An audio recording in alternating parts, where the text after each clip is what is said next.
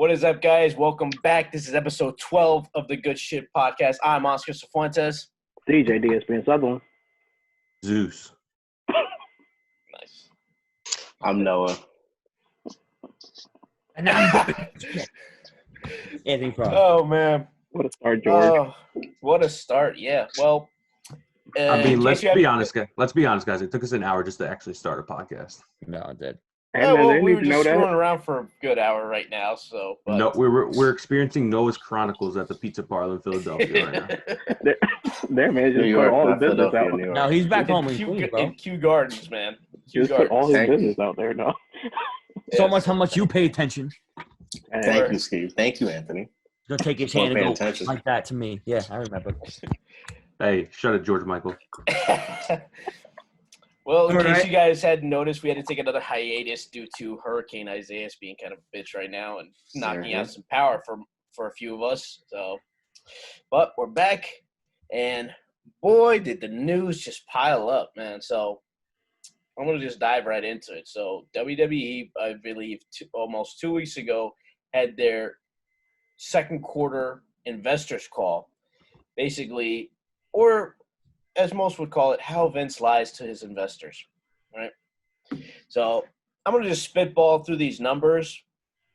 So apparently they were expected to make $12 million this quarter, and they ended up making $43.8 million. They've made now $70 million for both quarters in 2020. They plan to resume their stock buyback program, and I don't know anybody here know business like that or no? What, with the stocks? Yeah. Well, it depends on – honestly, it depended on a lot on if Trump was going on TV whatever day, because this was the thing that happened with the pandemic. If Trump was on TV and he was speaking, stocks went up, and when he wasn't, they would slowly decrease because they relied on him to make sure the economy was still going. So that kind of worked in their favor since they're friends with the McMahons, and Trump's are friends. So, yeah. So, well, I mean, buying low and selling high is basically what it is. Pretty much. I mean, but when it came to their investors, they started making plans to resume what's called their stock buyback program, which in layman's terms, they use the net income that they made this quarter to just buy back their stock to increase their stock price. But we'll see how that goes. They made $9.7 million in merchandise revenue, and obviously they've been saving millions with their cost-cutting measures, aka not doing live shows or arena shows and firing a bunch of people. Let's put it that way. They saved millions doing that. They've been taking advantage of the strong engagement of the digital platform. Their best example being that they had 1 billion views for WrestleMania across digital and social platforms, which was up 20% from last year. Their paid network subscriptions have gone up 6% from the previous year quarter. And then came questions about ratings. Oh, boy. So the first – so what's it called? First question came from one of their investors, Curry Baker from Guggenheim Securities, basically asking, we know that the pandemic has been an impact on your ratings, but what do you plan to do for them in the long term? And Vince, and thank you to this website, hold on, let me see what they're called, the Motley Fool transcripts, who have the entire investors call transcript. Did they really ask why your views down because of the pandemic? Have they not watched in the past? Even without a pandemic, their views have been down. Oh no, absolutely. But he just mentioned that that the pandemic has impacted production, and asking how concerned they are about ratings and what insight they have behind the softness of their ratings, and their plans to turn them around and what to do in the long run. So this is Vince's answer, quote unquote. As far as ratings are concerned, are going to be more than any other sport. Surely our audiences are the part of the program. It's audience interaction that's always a plus. It generally has an audience, and it goes all the way back to the origination of this genre in terms of yays and boos. And the audience is integral to our success and our television ratings, again, because of interaction or lack thereof, notwithstanding that. I think that we can have more compelling characters that are still A ranks, new characters coming into where we are right now, and more content that's not necessarily in the ring, but yeah, one that focuses on our personalities and their story outside the ring. Noah. Can I just, guys, I just wanted to raise my hand like a student. Yes, Mr. Griffith. Do you have an answer to the question? I do. So, question, right?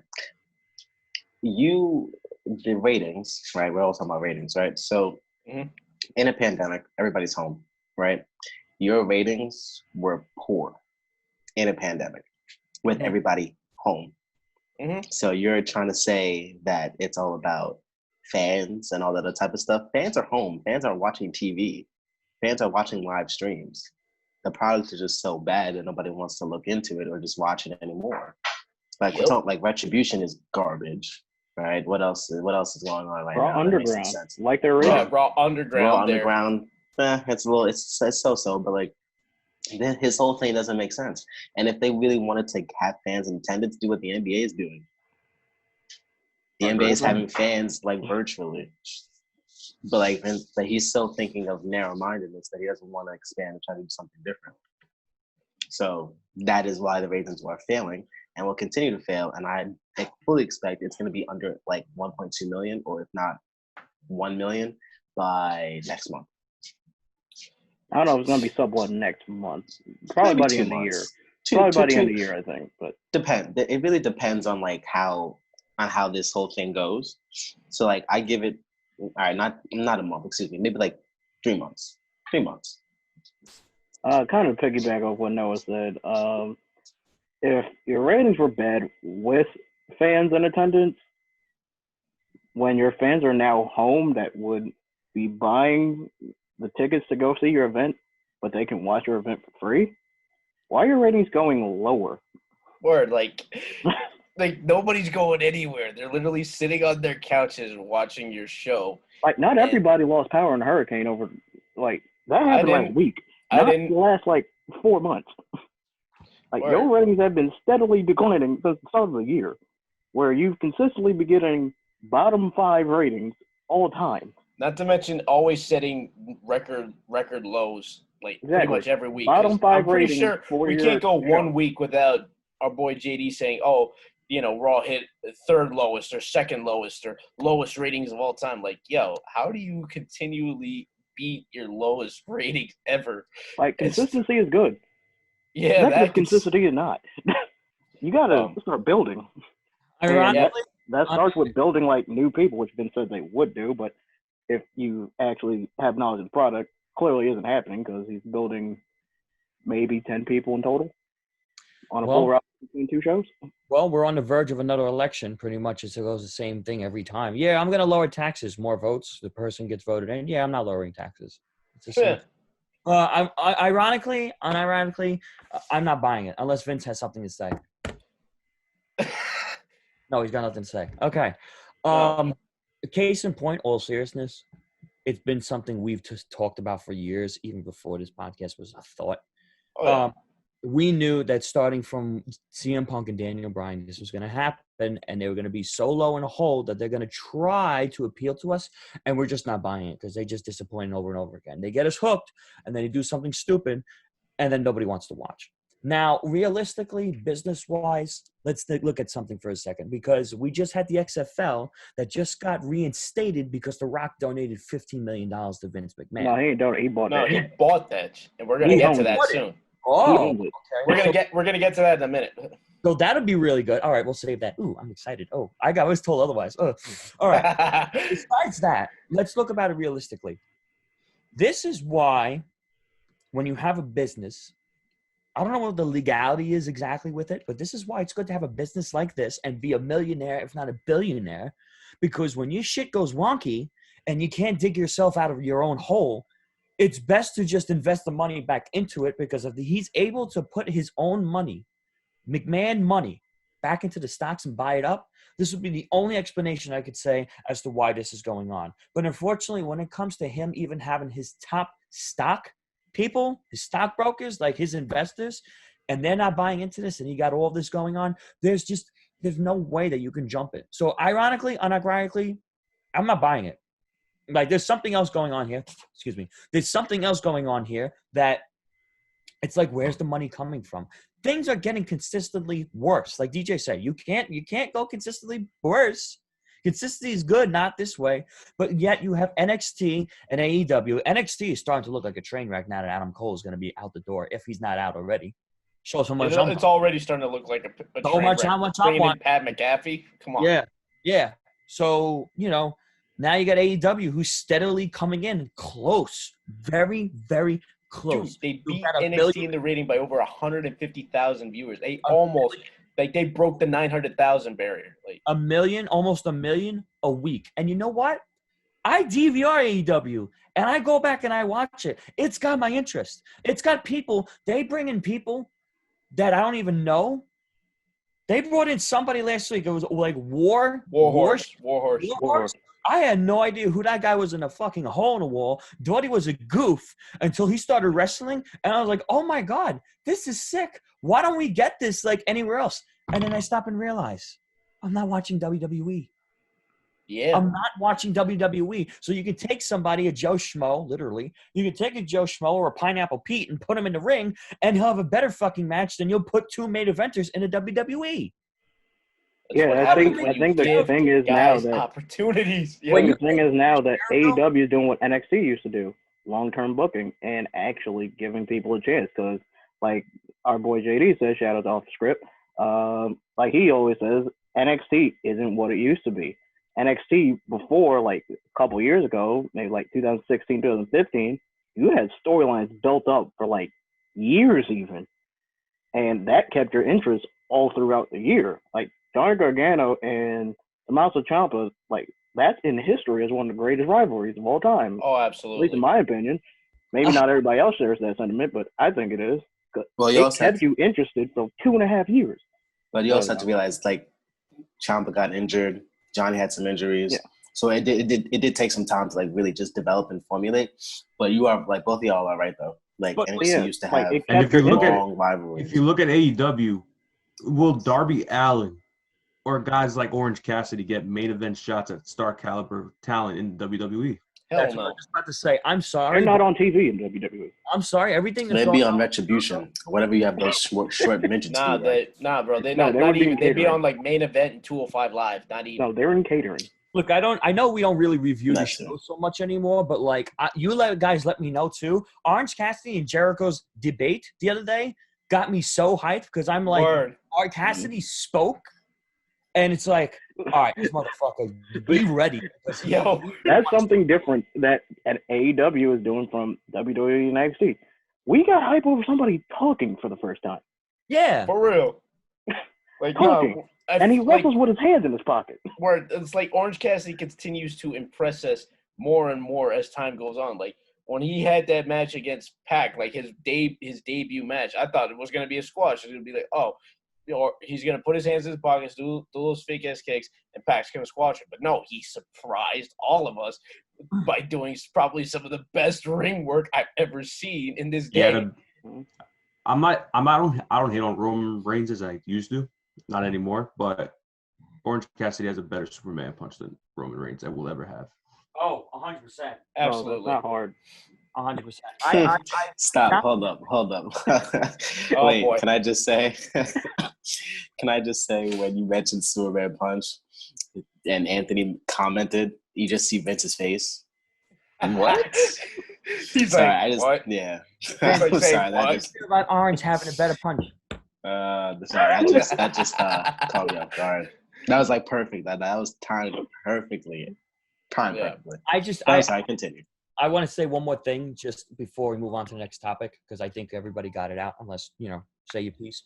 This is ironically exactly what Jim Cornette has been talking about for years when it comes to Vince Russo, because Noah, you made a good point about – no, DJ, You made a good point about long-term booking.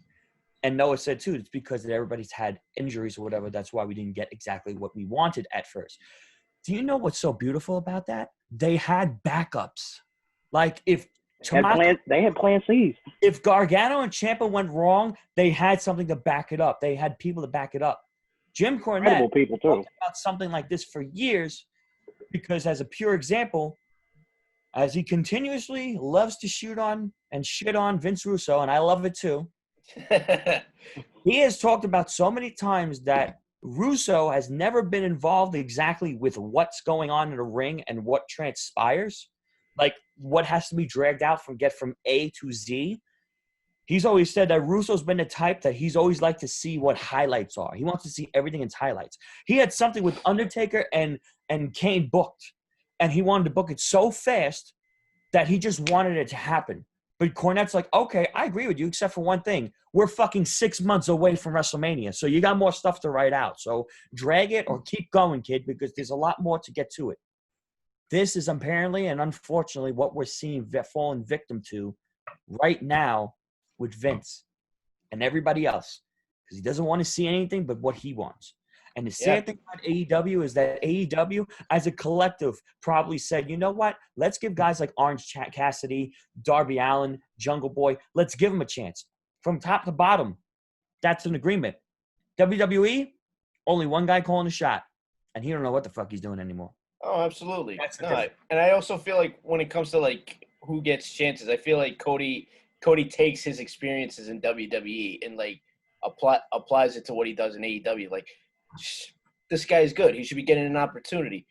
Kind of like I should have gotten opportunities when I was in WWE. So you know what? Let's do this. You know, aim forward. Aim forward. Yeah. People talking about Warhorse. You know what? Let's bring him in. I want to have a match with him. People raving about Jungle Boy. I'm gonna have a match with him. You know, people raving about Orange Cassidy. Chris, can you handle this? Yes. Let's do it. Hell, look at even Matt Cardona. Like, he was a nobody for basically 10 years. 15, actually. 15. 15. Yeah, he had, what, 2 highlight? He had, what, like one U.S. title, two tag titles, and an IC title? He's already more over in, what, 2-3 weeks on AEW than he was in 15 years in WWE? Oh, yeah. And the time he was over, it was on him, and they stripped it away from him. Yeah. So, like, even WWE rejects that AEW got, they're looking like stars. Absolutely. They got accustomed to playing a political game, and it started all the way back with Hogan. It did. How do you have Bob Backlund, who's possibly the best champion ever in history in wrestling? How do you have problems with Bob Backlund that you got to amend with him before he dies so you can put him in the Hall of Fame just so you can get press? Fuck. Why are we they got that problem with a lot of people. What's the fucking problem? You know, you're right. They play Vince is dead, and they're trying to politic where his body goes. Like, you are right. Again, Vince's face was just hilarious. But no, you're right. You're absolutely right. Politicking in wrestling or just politicking in WWE, it doesn't make any sense. It doesn't. It's like, how much ass can you kiss? How much dick can you suck? Like, excuse my language, but like, it's just we're uncensored, dude. You know, I know, but still, like, you never know who might be watching. But anyway. Yeah. So a couple of us did get in trouble one time. Yeah, right. So, you know, still. But as I was saying, you know what I mean? Like, it's just like it's like how AJ Lee said it. She doesn't like they don't like there's certain people that suck up to the right people.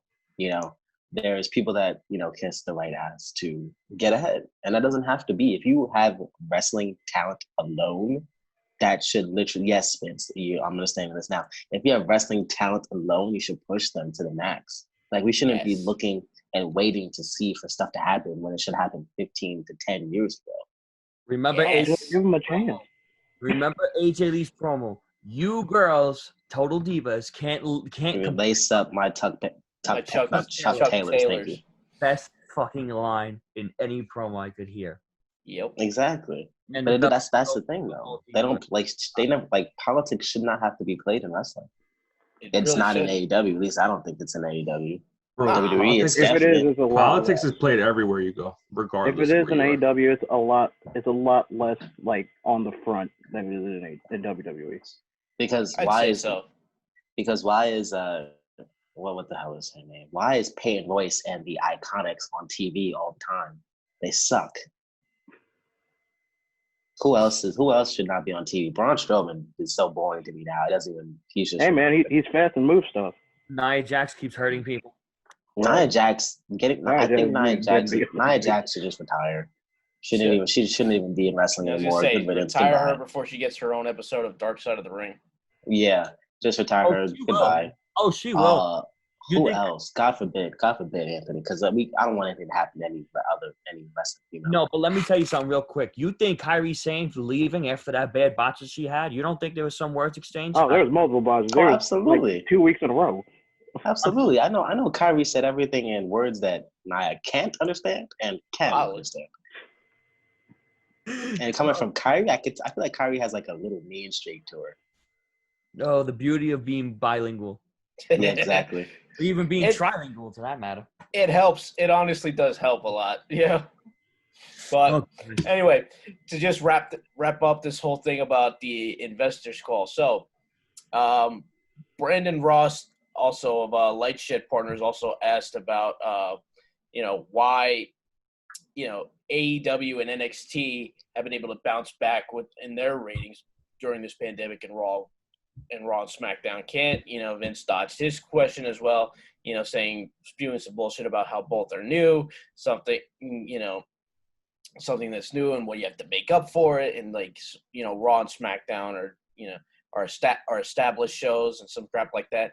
And, they also asked about why Paul Heyman was released. And he just said, hey, Paul, it's all, Paul Levesque was very hands-on as well. Triple H was on deck with everything. And then as far as Paul Heyman was concerned, he did a quote-unquote very good job in terms of creativity. So you're complimenting this guy, and yet you let him go. What the fuck? But anyway, they asked about the next Saudi Arabia show, and Vince's answer was that the answer was unclear due to the state of their economy, right? And sure, let's go cancel it. Oh my god, just cancel it. And finally, one brilliant investor saw through all this bullshit, because Brandon Ross himself, along with his colleagues Richard Greenfield and Mark Kelly of Light Shed Partners, put out a full-on report basically telling people not to invest in WWE. I would quote something, but that report is so damn long, and all the information he said was basically facts, basically saying how their ratings are keep declining. Things never change, so don't even bother putting your money on this horse. It's bad when people who aren't paying attention to the wrestling business and are just in the money business are telling you not to invest your money in this wrestling business. And it's even bad when you have one of your investors telling other people not to invest in this company. Yeah. Well, when the pandemic started, the biggest thing was everybody said, hey, make sure you invest in Zoom. That's going to be a big thing. We're like, what the fuck is that? 3 weeks later, we are. Yeah, I should have invested in Zoom. We all should have, man. We all probably should have. But a lot of people don't know how to work with that. I know so many people that work with this. They're also the same type of people that have gambling problems. Sorry if you ever hear this, I'm calling you out, but you fucking got gambling problems. Along with a bunch of other shit that you got to fix, okay? But I'm so mad. I told a friend let's invest in Zoom too. Yeah, but they really you gotta pick and choose. Really, it's buying low and selling high. That's it. Whatever's low, you buy into it, and then fuck it, it's gonna come back up. Hey man, these things fail all the time at the same time. So if I was able to buy a WWE stock for 35 cents each one, I would not buy it. I would save the 35 cents. I would wait till you're probably gonna lose that money. I would wait till AEW becomes a publicly traded company. I don't think it ever happened. I wouldn't count on that. I feel like once you start bringing corporates into this, it kills the product. That's true, but at the same time, as we're seeing with the big boy. Honestly, that's true. But at the same time, right now, they're based off of corporations because they got the whole backing from the Jaguars. Well, yeah, but it's still privately owned. As I say, it's privately owned. Yeah, the Jaguars is a family-owned company, and Tony Khan actually owns a soccer team too. I forget which one though. Right, he owns a football. And AEW is a better product than the Jaguars to begin with. So. Oh, shots, but he's not wrong. He's not wrong. Jaguars are garbage. Jaguars so, dumped you all know. their talent, dog. Aside from the salt and the pepper, we're just gonna sprinkle on some folksy breadcrumbs. Hey, they got cool colors. Yeah. Hey man, enough with the salt pepper. I just added a little Cajun seasoning to it, a little spicy. Nice. All right. Well, sticking with the business side of things, speaking of buying in, The Rock bought the XFL. Oh, for the very, very low price of $15 million. This man bought a football league for This man- less than Patrick this man- Mahomes is going to be making in a year. This man got. No, are you okay? I'm You were good. I choking. was coughing because that's a joke. You Like, would there's- think. You would think. Because like there's actual NBA players that make more than Chris 15 a Paul season. is making 2.5 times what Dwayne Johnson bought the XFL for. Well, as a year. Like that's sad. Actually, for putting it in a technical standpoint, the purchase is split 3 ways between himself, Jerry Cardinale, who's a founder and managing partner of Redbird, and Danny Garcia, his ex-wife. So he it's put evenly $5 split. million into it. That's still He put So $5 basically- million. almost. So he that's basically still almost took Chris his- Paul's contract. So he basically took pocket change and purchased Vince's failed product for the second time. $5 A lot, million. of, a lot of people don't notice, but The Rock is, while The Rock is married, he's still best friends. He's business partners with his ex-wife. That's his Oh, yeah. best friend. You Like- look at any project he's done, her name is next to Is his. attached to it. I was yep. gonna say, you look at the credits for Jumanji. She's an executive producer there as well. Yeah, dude. Mhm. He's making $87 million a year, dude. She's probably juggling that back and forth with him, and it's perfectly okay. Like, it's not a business thing; it's a family thing. But fuck, Is you good? $15 million. Yes, How much put into it. They bought it for $15 million. So $5 million. Yeah, I was gonna say. Three let's ways. But break if you're that really, down. if you're gonna be 5 million. realistic, that 15 million Vince made is going straight to the lawsuits. I don't even think he's gonna let Vince touch it, or at least I hope he doesn't. Like, no, like. Well, that's the thing. Now, here's a question though, because he still owns that guy. Anybody remember his name? I'm going blank right now. Oliver Luck? Yes. Now, No, he's no longer a part of it. But who Yeah, owes no, that they're- money still? Didn't get that money yet? Is that Vince owes it to him, or is now Rock It's owns it? Vince. I think it's Vince. I don't No, he think sued Rock- Vince. I'm pretty sure. Yeah, he sued Vince and Kennedy McMahon. He didn't sue XFL. He sued Vincent Kennedy McMahon. Okay. Yeah. So Vinny He couldn't Mac sue the owes him he that couldn't money. sue the XFL. They had no money to begin with. Oh, Exactly. that butter's my biscuit. Well, I'm glad that you were getting your your giddies up for our because yeah. Okay, I was gonna say, please don't say his biscuits buttered on television. I was tempted to say that, but you know what? No.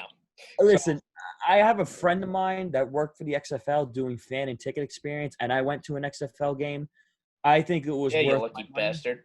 I think it was honestly worth my money when I went, which is a lie because I actually went for free.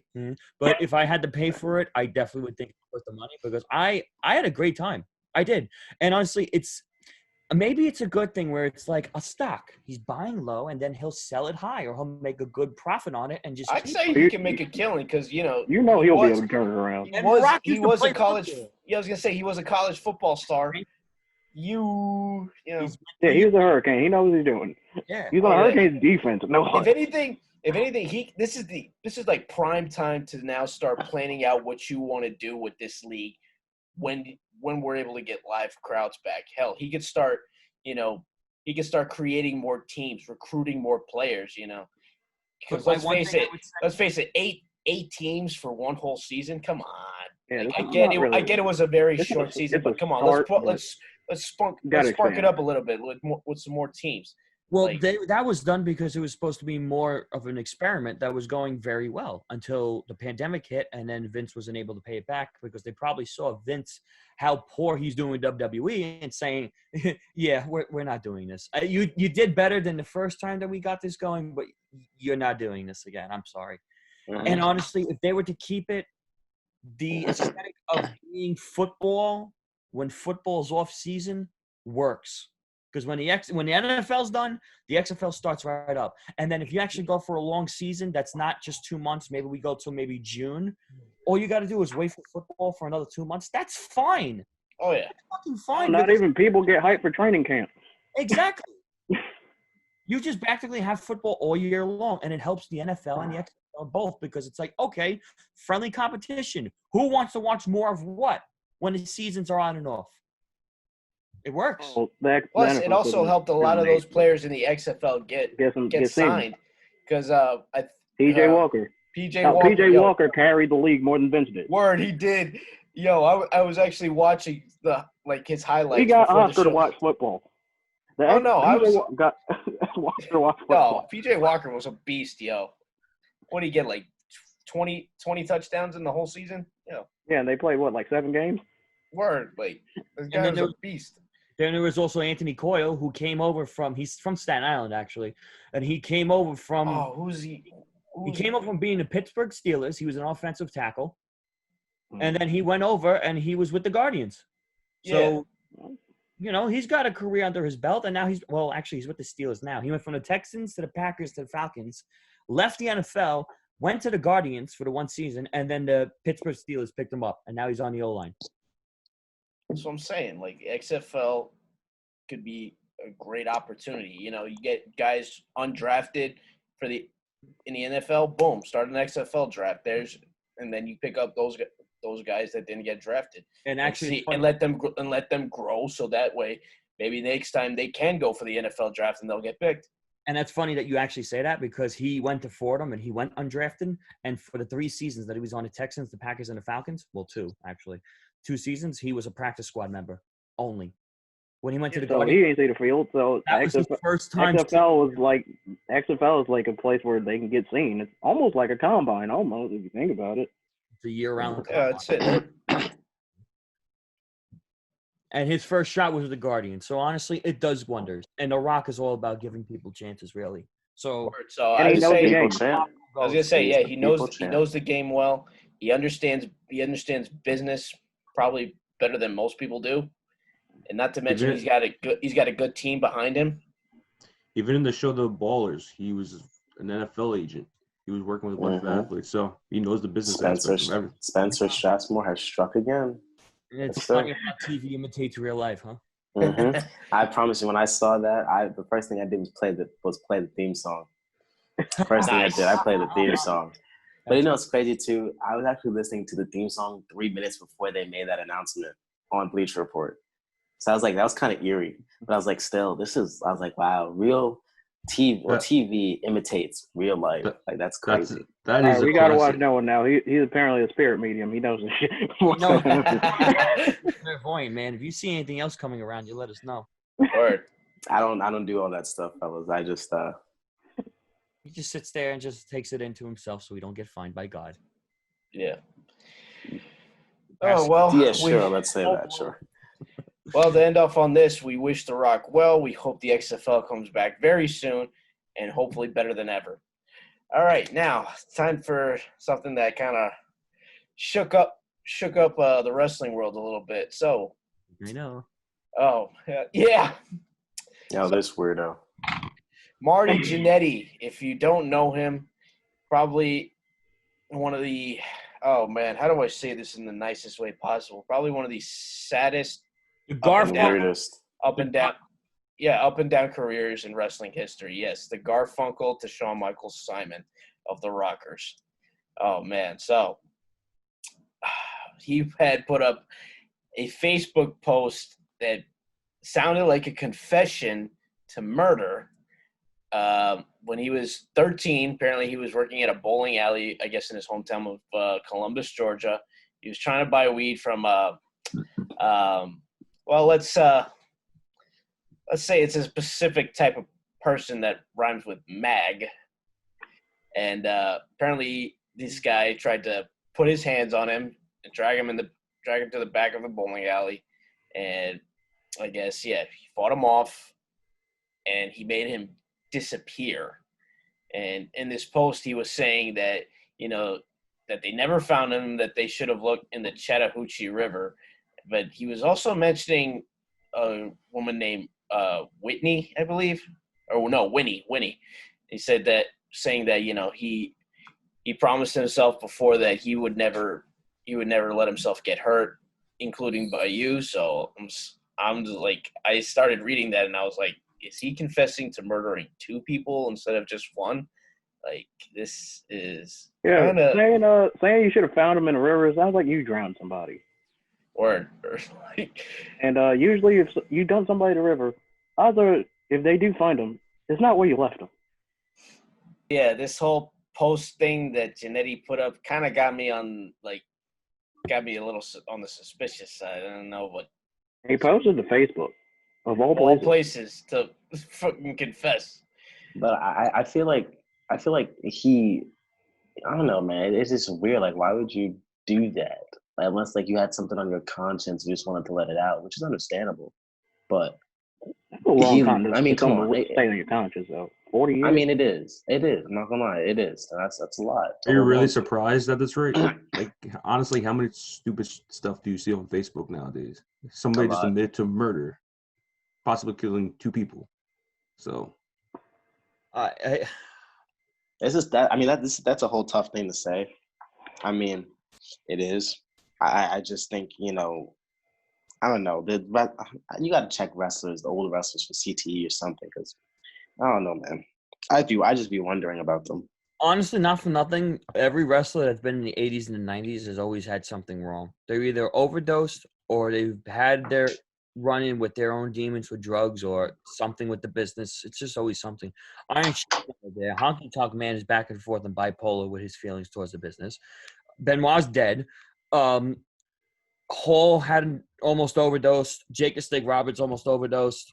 Who knows what's going on with Perry Saturn and Kamala.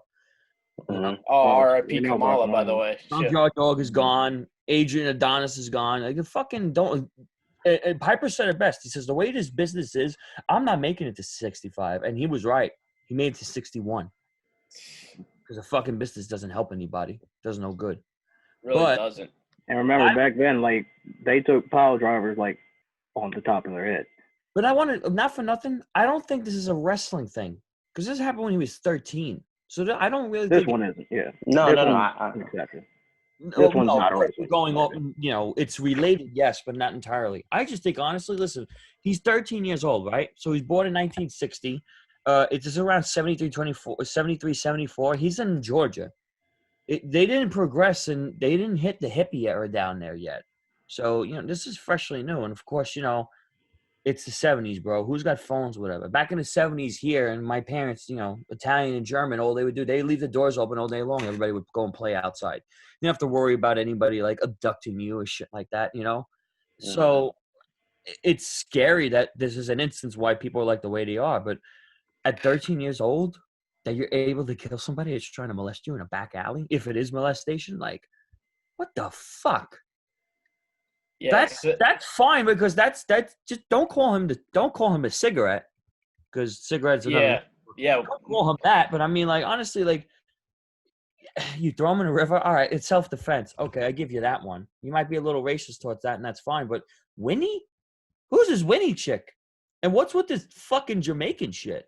That's like, huh? Yeah, that was like, that part of the post, I was like, did he make her disappear as well? Like, what is going on? But this is, like, so crazy. Like, you got to sit and literally ask yourself, is it because maybe he thinks, oh, she's jealous because she's Jamaican? Or is it maybe that he thought maybe she was playing with, like, old Jamaican traditions, maybe playing with voodoo and shit?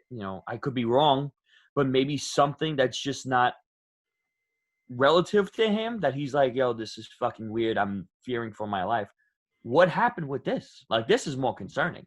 Yeah, definitely. And this is now, like, now that he's had his time in the ring and everything, because if you see those pics of him and Winnie, who I assume that's who's with him in those pictures, like, he ain't 13 anymore. I can tell you that. But as far as that goes, the Columbus Police Department had begun an investigation, and a spokesperson had spoken to TMZ, and they said that they're looking into any missing persons case that matched the limited information of what he said in that post. But they also said that there are several current active homicides that have to remain a priority. So this might not even make it to trial if they do end up, going after this, going after him and trying to find the body or whatever. Just this might be probably a difficult process. This might end up being something like a snooker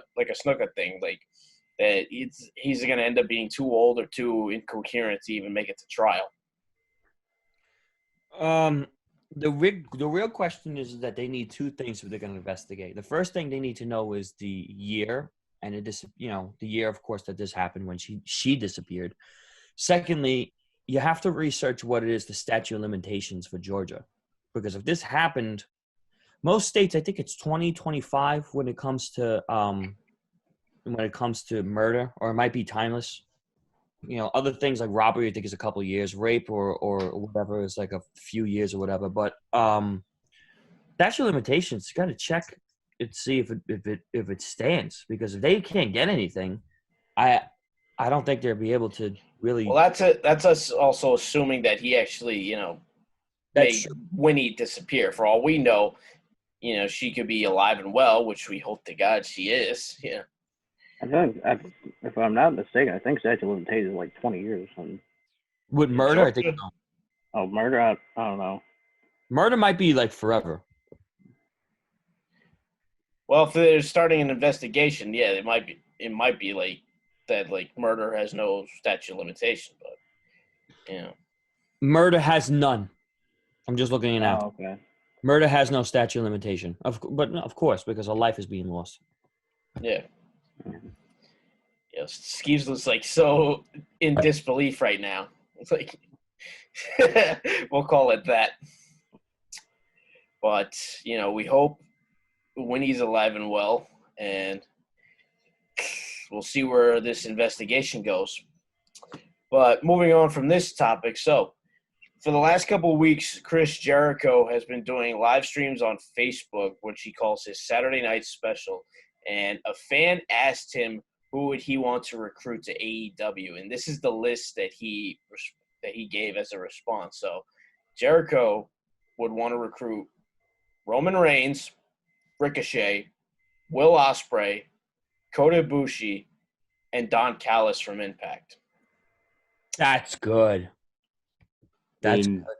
Ricochet has a lot of talent, and he's being not used at all with WWE, so him and AEW would be phenomenal.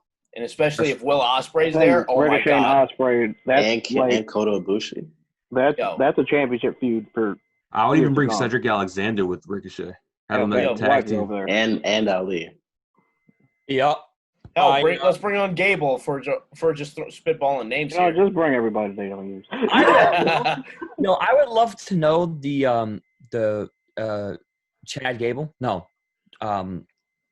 Who's the other one? American Alpha. I'm blank. Jason Jordan. I would love to. Kurt Angle's illegitimate son. I would love to. I'm wiping that clean. Wiping that clean from my memory. It's holding a lot here. That's why it's getting bigger. Why don't you just do the Men in Black memory thing? Yeah, I was gonna say the neuralizer. Finding anywhere, so that's what I got to do for now. I would love to see if Jason Jordan's okay, because I know he went out kind of partially. I think he had a neck surgery, like career retiring injury. But he's with the writing team now. Yeah, but he's like a producer now. It sucks. You notice he had something closely related to spinal stenosis, and a lot of people are recovering from that nowadays more. Sheamus almost went out, but he's been okay. Edge, hello. Edge is fucking back to the ring for 9 years. I was gonna say, Edge also had triple neck fusion surgery too. Yeah, but he's got plates in his neck and everything, and at his age, getting at the time it was like, all right, fuck, like you got to be careful because that plate can go the wrong way, But when technology is advancing, John Cena used to laugh at John Cena all the time. What the fuck is he on? That he's out on injuries that's supposed to be for a year. He's back in 3 months. Then you see what Seth Rollins went through. And Seth Rollins came back in 7. He was supposed to be out like a year or so. Moxley's almost dead from an infection and surgery. It's just the technology is just, I don't even know. It's getting better, yeah, or it's just getting more bizarre. This is like Black Panther type stuff. Yeah, it is. Mhm. It is. But The vibranium. nobody's talking about Roman Reigns though. You all bypass Roman Reigns. I was just wanted to see what you guys. His empire's think, not 'cause over, bro. I wanna tackle Roman Reigns. I want to. He's not. I mean, He's not leaving. I don't know. That's a pipe dream. Roman Reigns He's a never lifer. leaving. He's not Roman leaving. Reigns a WWE lifer, I think. No. He's not leaving, of course. But this is about if he was to go, how would it be? And I think honestly, it would be phenomenal because you need Roman to kind of be like basically what Brian Cage is right now, except no shit taken. Like Brian I was gonna Cage. say, can you imagine that match, Brian Cage and Roman Reigns? But Roman, the problem is that Brian Cage is using Taz right now for a mouthpiece, like Heyman would be Brock Lesnar's mouthpiece. Roman has the capability of speaking very well, eloquently, and can cut a promo. It's just Vince gives him the suffering succotash bullshit and the fucking Big Show and a giant beanstalk, and who wants to listen to him? Yeah. When he was before they poached him, he was perfect where he was. And he had his little outburst when they, doing interviews because they always had the friction back and forth between Roman and Ambrose. And it was funny because Roman was like, hey, yo, come on. Like, yo, hustle yourself, whatever. Like, chill out, man. Fine with the triple double powerbomb. And it's funny. Like, he gets into it. DJ's the only one I think that knows what I'm talking about. And I can see it. All I'm saying is they give it a shot. Yo, everybody wants Roman to be heel. Just don't make the same mistake with Cena, bro. Don't. Because if you were able to turn Cena at a time where it wasn't going to affect anything, it was going to make things better, you should have done it. The real question is, when will we see Roman Reigns again? And I don't see it to be until next year. Probably. And then even if they do turn him heel, do they turn him heel the right way? Because you can make an argument either way that Seth Rollins' heel turn may or may not have gone correctly. This heel turn is not going the right way. His heel turns before when he bought in. Yeah, that was a great one. That was a great one. Right. This one is getting a little stale. But that transitioned him into a great character, and then over time he just turned face because he was fighting other heels. So he's got the capability. He was built I up. also remember booking was a little different back then. Booking was different because it was all centered around Big Show and Kane, who were running past their prime. Actually, Big Show's still in his prime, I think. Big Show's no, Big Show is just Big Show is way past his prime, dog. This is not Paul White, sir.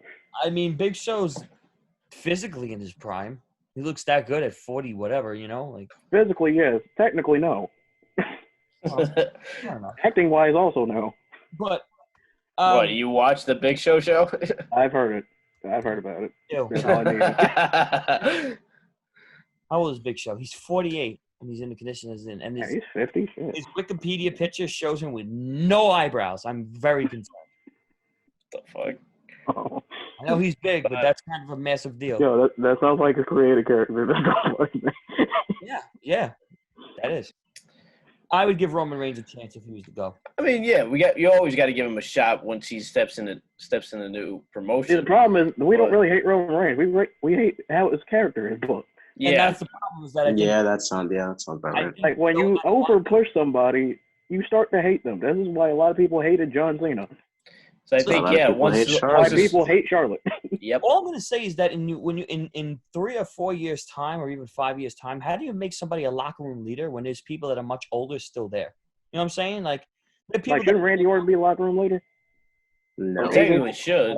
Roman was addressed as a locker room leader. A lot of the female wrestlers and a lot of the guys that were lower tier, he said that. I remember Sasha Banks had an interview with with Ebro. Oh God, I can't think of his name. Peter Rosenberg. Thank you. Nobody helped me, but it was all right. Nobody wanted to help you with that one, I'm be honest. Thank you. Got something in my eye a little bit. Said an interview with Peter Rosenberg, and she's like, yo, he can lead. Like, he's a good leader and everything. And you can even see that, too, when he announced that he had leukemia because he was hugging everybody in the back. Like he was running the show. Like, don't worry. Like, I'm going to be back. Hold down the fort where I'm gone. You guys are in charge now. And it's like, the fuck?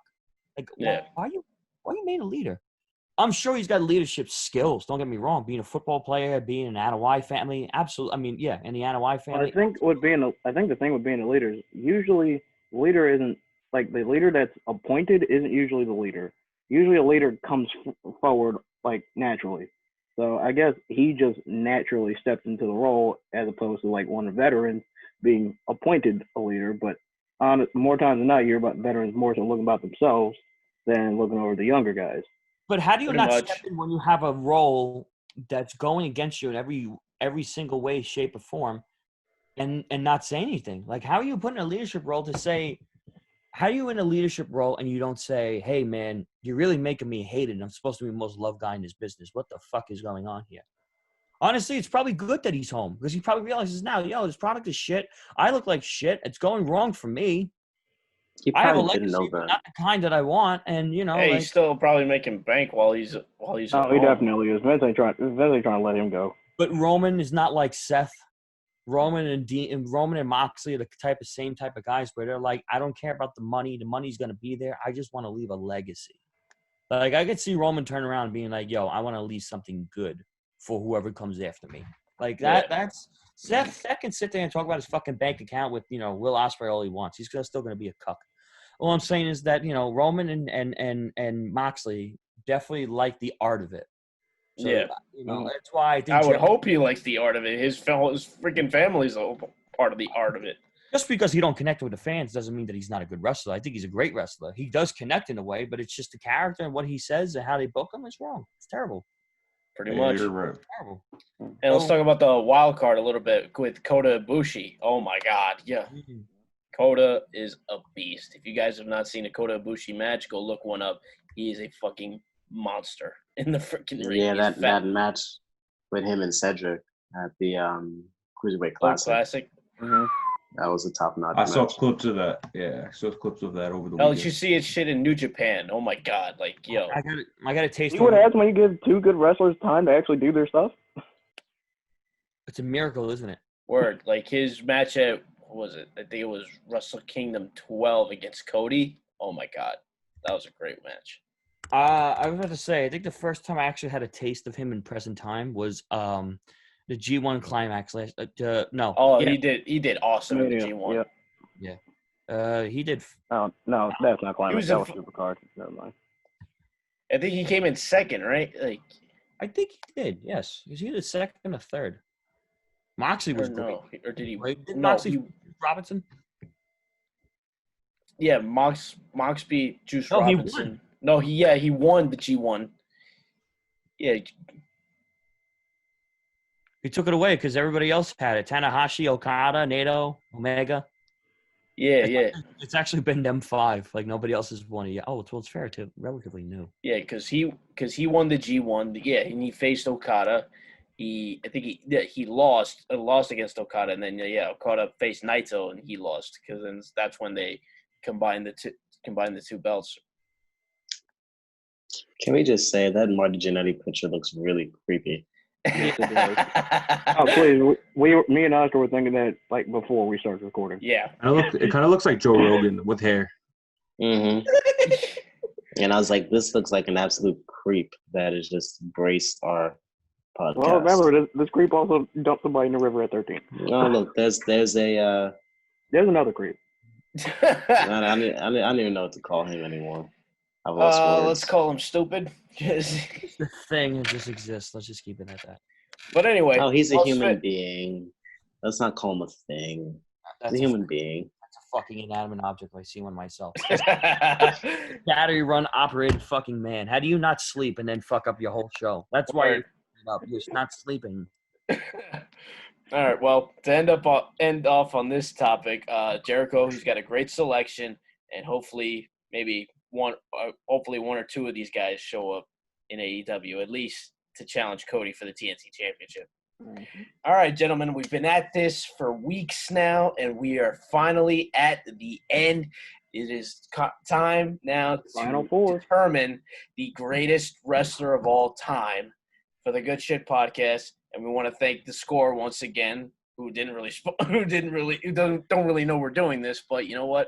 We're gonna settle it right now. So we have been at this for weeks at a time. 32 of some of the greatest wrestlers in wrestling history, and we have narrowed it down to 4. We're gonna break it down to 2, and then we are finally gonna say this person is the greatest wrestler of all time. So let's get to it. we're going to start off strong. Our first matchup is going to be Chris Jericho against The Undertaker. No. Oh, ski. Look, man, this is what this entire Final Four is about to be. Oh, this is about to be a long discussion. I think.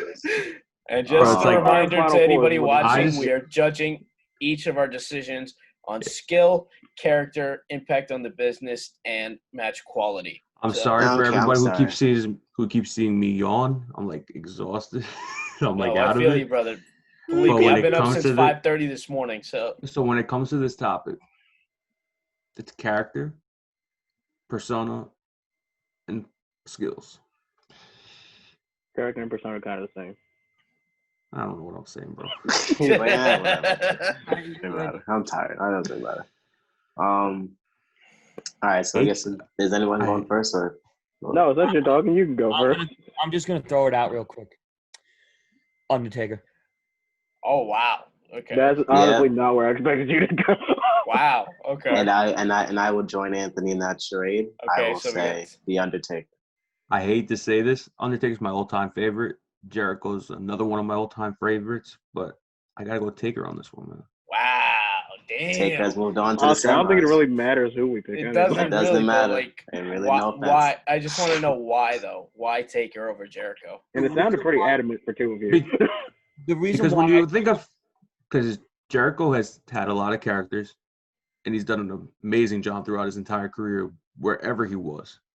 But Taker has that impact on the business that nobody can take away from him. He was always there. He always put his life on the line. Hell, the guy broke bones. He broke hips. He broke eyelids. Whatever he did. And as much as people hate on him for being in love with Vince, like loving him as a dad, Undertaker is primarily one of the greatest WrestleMania stars you'll ever see, one of the greatest champions you'll ever see, and one of the greatest characters you'll ever see in mankind. Whenever somebody sees them, anybody roll their eyes back, oh, it's The Undertaker. That's automatically the first thing to think of. I think the best way to explain it in short for me is Jericho is the hype. Undertaker builds on the hype. So when you have a man that wrestles for 20 years and then he's put out on a pedestal and he's made to be the best thing ever and everybody's trying to tackle him and trying to bring him down and he just keeps getting better when he's got everything thrown against him and then he still remains on top. That's investing in yourself. Like Jericho is invested in himself and he's always been able to adapt or whatever. Undertaker is invested in himself and nothing has changed. And nothing should change because if it's not fixing, if it's not broken, don't fix it. So Undertaker barely had any fixing to do. Undertaker took himself seriously as a character, but also as a man. And even though the Undertaker is supposed to be a being that he's not truly human, there's a lot of human decency that comes out of him sometimes. There's been many times when the Attitude Era was around, because when it started, he transitioned into Undertaker, into American Badass, and then Big Red. So, and then we got the full circle of what that was. So, and I would just say too, I mean, The Undertaker, no, just like love Chris Jericho. They're both two of my top 10, top 5 actually. Mhm. But Undertaker transcends generations. Like there's gonna be like my kids, your kids, whoever else is watching, their kids, their grandchildren will still know of The Undertaker to this day, or to that whatever day that may be. He transcends not just sports wrestling, but just he's like Flair. He crosses over into many different things, like many different things. And I me personally, not just only that, the way he's able to reinvent himself, and so is Jericho. But I feel like with Taker, he's always consistently been on top of the business with every character that he's had. So, you know, for me, on top of that, you know, Taker is the benchmark. He is the man, in my opinion. Like wrestling benchmark is Taker. You need, like, he is the be all end all. If he says you're trash, you're trash. If he says like you are good stuff or good shit, as our podcast is named, then you are good shit. Mm-hmm. You know what I mean? So I feel like to me, Taker is the benchmark. He is the standard bearer. You know, he is As Sasha Banks says, the conversation. You know what I mean? So I think Taker, beats Jericho by not a landslide, but I think it's more 60-40 Taker. Okay. I would Very agree. close. I can respect that. You know what? Taker has done so much for the business, and Jericho is still doing so much for the business. And I feel like Jericho's actually just getting started. But as it goes, I'm outnumbered here. Unless DJ, you were gonna say something. I mean, it honestly didn't matter what I was going to say. It was already 3. I was gonna But, say, were we outnumbered here? Honestly, I was probably going to go with Taker too because Okay, so I'm outnumbered. even though Jericho, Jericho honestly for me would have been out last week or last time, but Ferrara kind of changed my mind with his opinion. Even though he was kind of going with this one, I mean, he was going with Shawn Michaels versus Undertaker last time, even though he meant to pick Jericho. But yeah, Undertaker, while he's technically had 3 different characters, you remember vividly all 3 of his characters, and you kind of relate to one of the 3 at least. Like you got the Ministry of Darkness that has his own audience that people personifies with. You got the American Badass where he's just cool as fuck, and then you got the Dead Man where when Teddy Long says you about to go 1-on-1 with the Undertaker, you know shit's going down, dog. Everybody is scared when that shit happens. Ironically, Undertaker is the gatekeeper of wrestling. Pretty much. So all right. Well, my respect for Jericho, and I didn't think it was as much of a landslide as some of our other co-hosts thought it was last time. But I obviously got love for Jericho, but I think Undertaker takes this one. Yeah, and I can respect that. I would even say too, like, I love Jericho's entrance and all that stuff, but you have to cross off a bucket list watching Undertaker in person. Yeah, that is true. just that is a spectacle. I watched him in person at MSG last time he was in MSG, and I still have the recording of his entrance.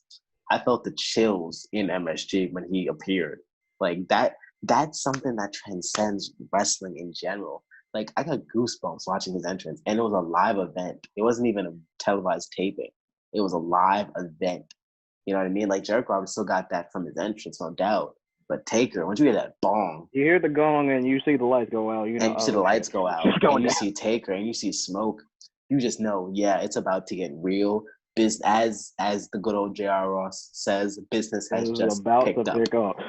Right, so yeah, it's we had a little kiddie play for the first couple stuff. Now it's go time. Like it's the man has come around, as Becky Lynch says, right? The man has come around. So for me, that his entrance alone, just transcends wrestling. Like if you didn't ever had a chance to be a part of that or watch that, I feel for you. I feel for the generation that is after us and the ones after us, because that is just something that's something you need to cross off your bucket list. Very true. As wrestling fans, just watching that entrance, I don't care if it's just for him to appear for a Hall of Fame. Just boom, you hit the dong, and it's just tough. It's just everything about it's just tough to me. So. Yeah, no worries. I can respect that. So with that being said, sorry Jericho, but Undertaker's in a national championship game. Undertaker has made it to the finals. And before we move on, is it safe to say that our final 4 could also be our Mount Rushmore of wrestling? Oh, they made the final 4 the greatest of all time. Undertaker's a Mount Rushmore? Yeah. I'm saying these final four that we've narrowed it down to, could they be our Mount Rushmore of wrestling? Undertaker might be a mountain by himself, and then you have to build another Mount Rushmore. Yeah, because that's tough. Because you still got Flair, Hogan, Rocky, Austin. Taker deserves one on his own. Michaels. You got Shawn Michaels. Cena could even be up there. You know how, like, in the Bible, it's like God, and then it's like Abraham and Moses? Yeah, exactly. I mean, not to compare. Oh, is the Undertaker a bunch of disciples? Yeah. No, but it's like whatever Undertaker says goes. Meanwhile, it's like, I don't know. You're kind of old and you're fucking out of it. When he talks, listen. When he talks, when Flair talks, when Jericho talks, all this stuff. But like when Taker talks, you listen. Like you just, it's like a kid in a candy store just trying to get all the pieces of candy, all the pieces of information, stuff like that. You know what I mean? The eye roll, the rest in peace, all that stuff. Transcend wrestling, man. It's like he's So the Morgan Freeman of wrestling. yeah. All You're right. George Michael, not Morgan Freeman. Stay in your character. I'd like to conform. Anyway, so to continue. Now, oh boy, One of the next, greatest rivalries of all time. one of the greatest rivalries in wrestling history. We have The Rock against Stone Cold Steve Austin. Stone Cold. Damn. Do I start off again? I guess No, so. because Steve's already started off. Steve's already said his. Stone, bro. As much as The Rock had his gimmick and everything, as much as he was the people's champ, he got the people going. Stone Cold, man. Like honestly, that's my guy right there. Yeah. Nobody compares This to is- Stone Cold. He literally brought Let's put it this the way. badass character. This matchup right here is basically the Tupac versus Biggie of wrestling. Like, You can't really go wrong with either. you really can't. Question is who's who? That's a good one. Well, Tupac Stone would Cold. probably be Stone Cold, and Biggie would probably be The Rock, right? Yeah, I think so. So, Ferrari wouldn't go? I'll go. I'm going to say The Rock. Oh, Ooh, so we're 1-1. Okay. we're no longer friends for Wow. We just said you can't go wrong, sir. You can't go wrong with either. I'm just messing with him. But Noah, you got a pick or? Not yet. Give me a second. I gotta get my charger. He's gonna ask which wrestler likes pepperoni pizza. You know what, Steve's? All right. Well, let's put it. Oh, no, he's disappeared. Let's break it down then. Character. Let's face it. Both of them have such incredible characters when it comes in and out of the ring. Mic skills off the charts. Match qualities. Who doesn't recommend a match between, Stone Cold and whoever, or a Rock match, or even their matches Or against each other. Yeah, exactly. Like, this is one of the greatest wrestling rivalries ever. This is so difficult to boil this down to because, yeah, like I said, both have great characters, incredible matches, but I think it all boils down to their impact on the business. And let's face it, Rock, let's put it this way, they both made wrestling so popular back in the 90s. They both transcended the business at this Oh, point. absolutely. That is facts. So the question is, who did it better, though? I'm still going Stone Cold. Stone Cold? Yeah, we know about you. You said as soon as the question was presented, sir. I have to say Rock because I think Rock has continued something, and it's like I said before, Undertaker. Undertaker's been able to invest in his hype. I think The Rock has also been invested in his hype. Because if you honestly think about it, Undertaker and The Rock, if they both did go another 10 years, Ric Flair wouldn't be the one we'd be talking about having the most reigns. And the same thing with with Cena. If I can be honest with you, the WWE recognizes Ric Flair as 16. Meanwhile, he's actually a 20-time world champion. That means if The Rock or Stone Cold, No, don't put that out there. That means Charlotte's winning 25. yeah, but where else? Charlotte was going to win 25 regardless of if they knew that or not. So Right. She's a factory That's wrestler, bro. She's bred and born in WWE. She hasn't gone anywhere else. She's not going to go anywhere. Everybody else. Exactly. So if you really think about it, though, The Rock could have reached 20, and I feel like Stone Cold would have reached 19.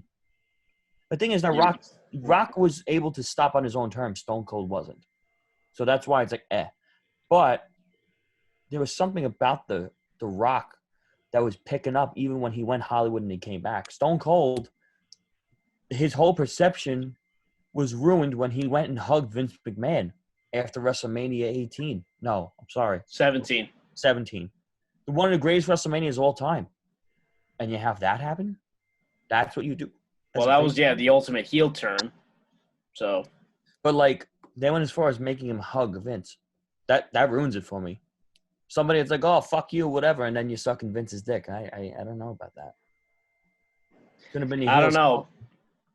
I don't know, man. But You look like you might have a rebuttal for that. me? No, Steve. The way you were looking when you said that. Come on, brother. Don't be ashamed. Convince me. Don't be afraid. Convince me. Otherwise, I want to hear it. Regardless of what you say, what happened with Vince, Stone Cold brought up the ruthless aggression badass era. If you really think about it, if it wasn't for Stone Cold turning on Vince McMahon, we would never seen anybody turn heel on him. You would have never seen the storyline of Vince and Stone Cold. You would never see Stone Cold, and like a majority of the storylines every year evolved around Stone Cold. I can agree with you 100% that Stone Cold started it, but there was a point where The Rock continued it and made it better. But he did, because when Stone Cold was out, because of whatever injury that he had, and it was about they masked it with him getting hit with the car. You know, Rikishi, I did it for The Rock. The Rock transcended. I know it's fucking funny. It's a good promo. The Rock transcended all that to a point where it was him. He was the one that faced Hogan at WrestleMania, not Stone Cold. Well, I mean, Stone Cold ended up facing Scott Hall at that WrestleMania anyway. Well, there you go. That's just to go to show how much it worked. When you got Hulk Hogan, the biggest fucking politicking, licking ass fucking motherfucker, is out there, we're gonna get banned, man. I cursed too much. Yeah, you gonna be the reason, dog. I thought I was gonna be the reason. And it's not Frank. You're the least amount of reason why, Noah. Come on. It's probably me. It is gonna be me. When you got The Rock being vouched by Hogan, like, no, I want him, brother. I want to fight him. And it's like, man, you just don't get any better than that. And it got better. What? Wow, that was actually man. good. Let's see what you smell did what you're there. cooking. What? I smell What? what you're cooking. It smells like What? shit. Because I know you didn't get it in the SmackDown hotel, because that's a 5-star, baby. What? Oh boy. Oh my God, it's a shoot, brother. This is a tough call, but I think me and Paskew's read the foreground. I was gonna say, let's just put it out there. Who you guys got? I know Skeeves is adamant on Stone Cold. DJ got The Rock. Rock. Like I said before we started this back up, I think it's like 50.5 to 49.5 for me because I love both of them so much. But The Rock's got the edge by that 1%. Wow, Noah. I don't know. I don't know. I'm still thinking. You go ahead. Hey man, you gonna be? You go ahead. Oh man. I just want to know if it's gonna be a lead. Oh boy. So If Noah, way I gotta if break Noah, this down is what's if it Noah called? if Noah chooses Stone Cold, it's up to you, Oscar. Oh my God. No. One of y'all gonna be the swing swing vote. I'm still thinking it's tough. I'm at 50-50, literally. So you're basically the same point I was. I'm like pretty much the same because when you think about it, yeah, they're so iconic that if you hear either of their entrances, you can listen to it for just 2 seconds or not even like a half a second, and that in a quarter of a second the crowd's gonna go nuts because you hear the glass shatter or you hear just some, and the crowd's already going nuts. You know, they've both done so much for the business. They've had probably match of the year candidates for so many. Hell, even when they're addressed by their ring names. You don't people just call him Dwayne Johnson, or if you do, it's a very rare occurrence. They call him Dwayne The Rock Johnson. No one ever calls him Steve Austin. They call him Stone Cold Steve Austin. Or just Stone Cold. And yeah. Like, they've just cemented their legacies into wrestling history.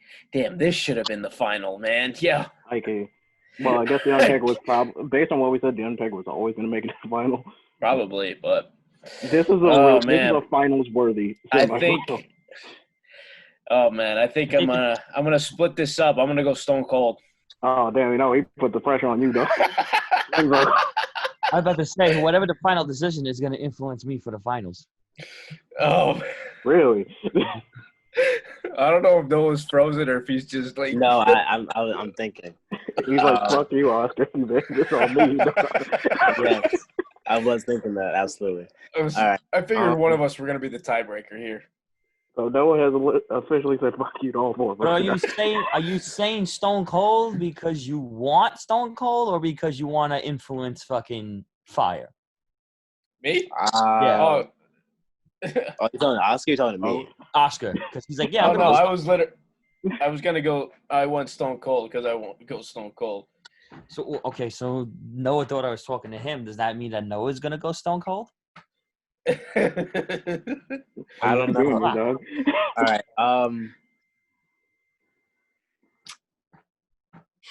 Shit, this is tough.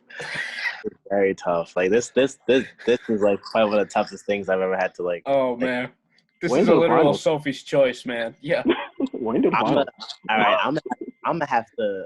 Quite honestly,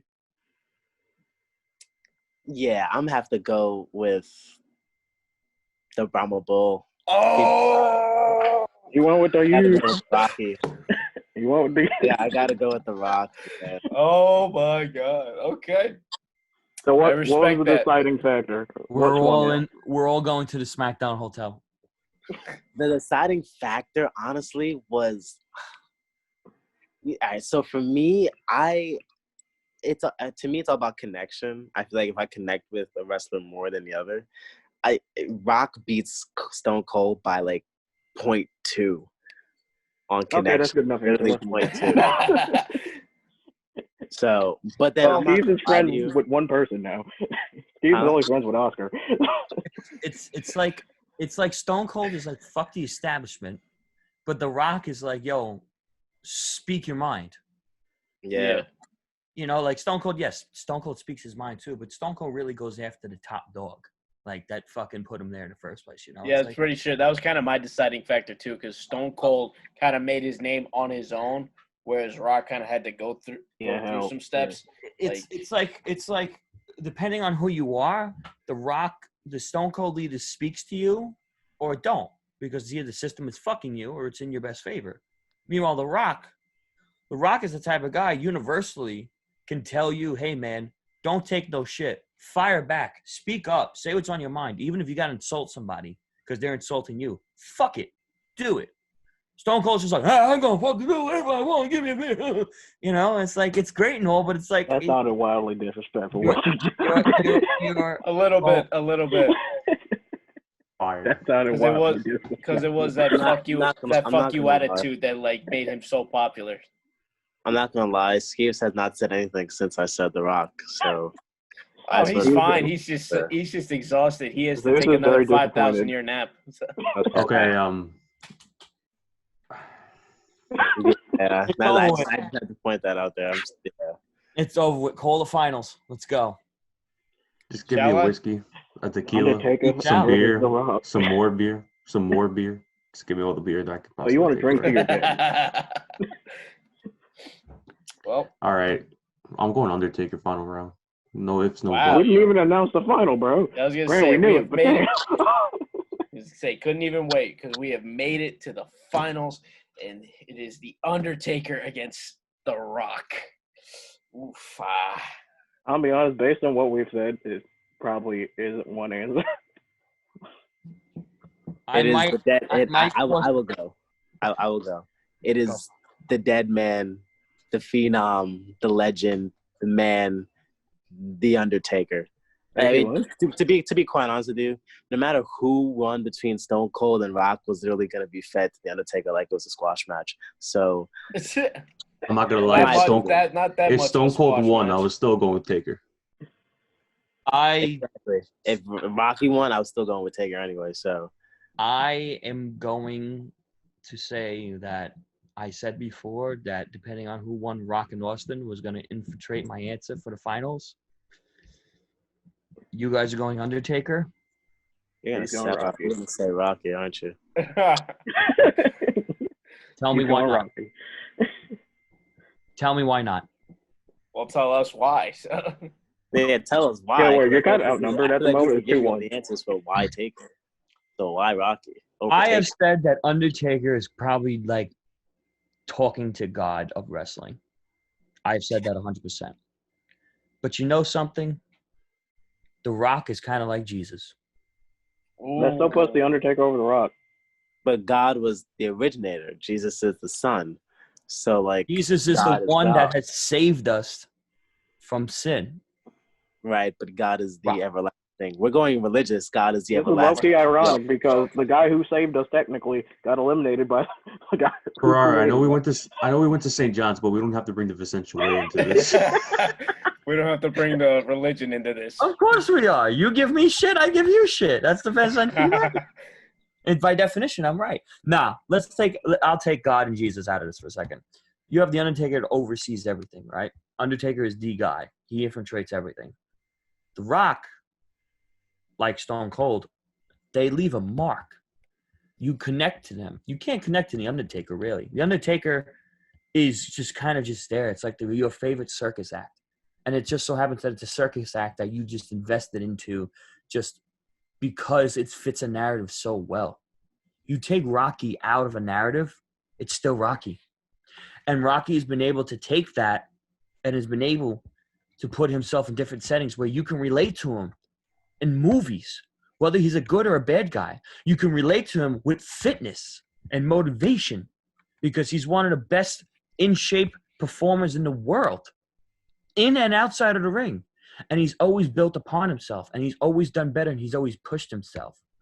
And Undertaker has pushed himself as well, but The Rock pushes himself beyond wrestling. The Rock pushes himself to be an influence and to be a top dog for you to get through life. I fuck with that. Undertaker has done things, absolutely. He sure has done it, and he probably doesn't even know that he's done it. And Stone Cold is probably the type that will tell you just, man, enjoy life, have a beer, that's it. You know, just enjoy yourself. Sure, you should. But The Rock will always talk to better yourself. The Rock will always talk to make sure that things are at ease, to let you know, like, hey, man, life gets tough. And sometimes it can be fucking hell. But when it's good, it's great. And everything that he's given us has not been great. It's been phenomenal. When I look back and I want to watch something with wrestling, yes, I go back and I watch The Undertaker when he returns and when he comes back.